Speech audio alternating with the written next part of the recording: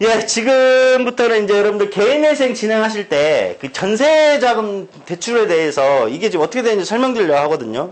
이제 이게 왜 그러냐면은 전세자금 대출 종류가 여러 가지예요. 근데 좀 저희 사무실에 오셔가지고 상담하신 분들은 조금 덜한데 전화로 상담하신 분들이 전세에 산대요. 그럼 제가 물어봐요.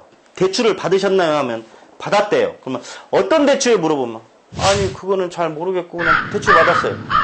이러면 더 이상 상담하기가 어렵습니다. 왜 그러냐면 이제 그 이유를 지금부터 설명드리려고 하거든요. 여러분들 전세자금 대출은 크게 두 가지가 있어요. 두 가지. 하나는 그 전세금을 담보로 해서 대출을 받는 게 있고 또 하나는 그 전세로 사는 세입자가 신용이 좋아서 보증회사들이 이 신용을 가지고 은행에 보증서를 끊어줘서 순수하게 은행에서 신용대출을 받아서 전세보증금을 납입하는 두 가지가 나눠져요. 거기에 따라서 개인회생 절차가 완전히 달라집니다. 그래서 그걸 설명드리려고 하는 거거든요. 여기서 첫 번째, 전세자금을 담보대출로 하는 경우는 두 가지가 있는데 복잡하죠 벌써. 그래서 전세자금 대출에 대해서 여러분들 제가 설명드린 이유가 이런 거예요. 담보대출도 두 개가 있거든요. 하나는 뭐냐면은 전세기간이 끝나면 이제 건물주로부터 이제 세입자가 전세보증금 반환 청구권이 발생하잖아요. 근데 은행에다가 이거를 전세보증금 반환 채권을 질권 설정이요. 이게 어렵죠. 용어 어려운데 뭐 질권 여기까지 이해 안 하셔도 돼요. 일단 쉽게 그냥 근저당이라고 생각하시면 돼요, 여러분들.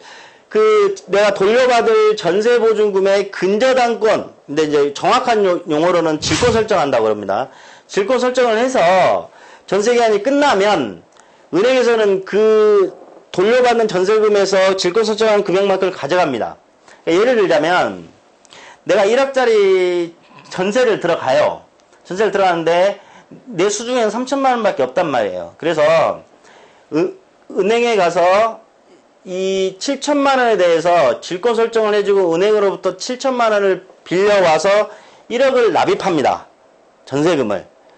그러면 여러분들 전세기간이 끝나면 이 1억 중에서 내가 1억을 다 가져오는 게 아니라 질권 설정된 7천만 원, 여러분들은 근저당권이라 생각하시면 돼요. 은행은 질권에 대해서 우선 회수할 수 있는 권리가 있기 때문에 집주인은 7천만 원을 은행으로 줘야 돼요. 그러면 결론은 이게 뭐냐면 내가 전세금 1억이 있잖아요. 그러면 그 1억이 다 내 게 아니고 내 거는 3천밖에 없는 거예요. 7천은 이미 은행에서 먼저 가져갈 수 있는 권한, 질권을 설정했기 때문에.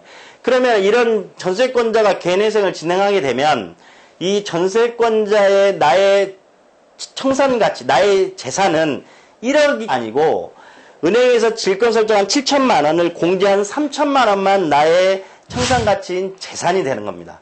그러면 변제계획안을 짤 때도 이 3천만 원만 내 재산으로 편입해서 변제계획안을 짜기 때문에 변제금액이 작아지겠죠. 단, 이 질권 설정된 7천만 원은 개인회생 채권이 아니기 때문에 은행에 원리금 납부하셔야 돼요.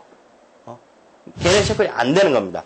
그 다음에 담보권 설정되는 경우가 두 번째가 뭐가 있냐면 이 전세보증금 반환 채권 양도 양수 계약을 맺거든요. 이것도 좀 어렵잖아요. 그러니까 간단히 이렇게 생각하시면 돼요. 내가 1억짜리 전세를 들어가는데 돈이 없어요.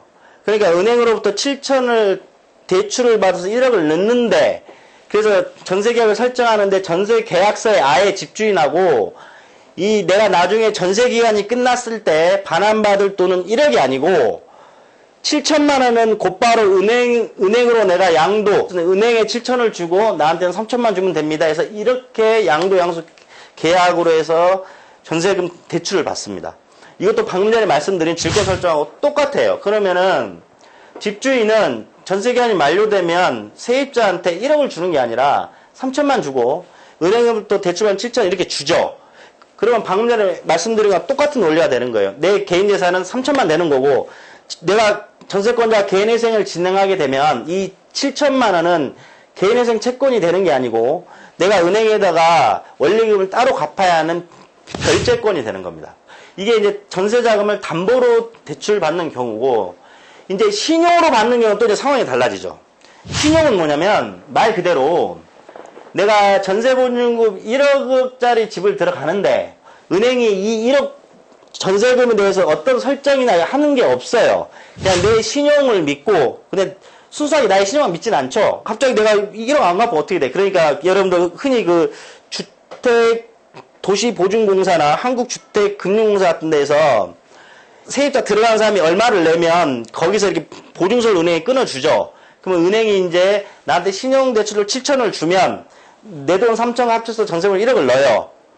그러면은 이 1억은 나의 개인재산이 됩니다. 그리고 나는 은행한테 갚을 7천만 원의 채무가 존재하는 겁니다. 신용으로 빌린 대출이기 때문에. 그러면 이 사람이 개인회생을 진행한다. 그러면 어떤 현상이 벌어지냐면 3년 동안 내가 개인회생 변제금을 다 갚으면 이 1억은 온전히 전부 다 내게 됩니다. 왜? 은행은 여기다 어떤 담보 설정한 게 없기 때문에 이건 은행 돈이 아니에요. 근데 단 내가 개인회생을 진행할 때 내가 한 달에 갚는 변제금 있잖아요. 이 변제금 산정할 때는 이 1억 전부에 대한 것이 청산가치 내 재산으로 반영되기 때문에 한 달에 갚는 변제 금액이 높아지겠죠. 그러니까 지금까지 설명드린 거는 어렵죠. 이걸 여러분들이 다 이해하시고 분석하시려면 이런 전문가가 필요 없잖아요. 그러니까 여러분들 이런 거 고민하지 마시고 이렇게 상담 받으실 때 내가 어떻게 대출을 받았는지만 설명을 해주시면 정확한 게 나오죠. 근데 일반인들이 뭐 질권 설정, 뭐 양도 양수 계약, 뭐 신용 보증서 이런 개념 모르시잖아요. 그러면 가장 정확한 상담은 여러분들 그 전세권 설정 계약서 있죠. 그거 갖고 오셔가지고 상담하면 우리가 보면 알죠. 이게 담보인지 신용인지. 그러니까 전화로 이렇게 제가 서두에 말씀드렸지만 전화로 전세 대출 받았는데 내가 한 달에 얼마나 갚으면 됩니까? 하면 제가 대답을 못 해드리는 이유가 여기 있는 거예요. 어떤 대출이냐에 따라서 청산가치가 달라지기 때문에. 근데 이런 것도 뭐하러 고민하세요. 그냥 저한테 전문가한테 보내셔가지고 여기 하면 연락처 나올게요. 이런 사람 이용하시기 바랍니다. 그러면 여러분들 고민하지 마시고 한 달에 견적 얼마를 갚으면 됩니다. 시원하게 설명해 드리겠습니다.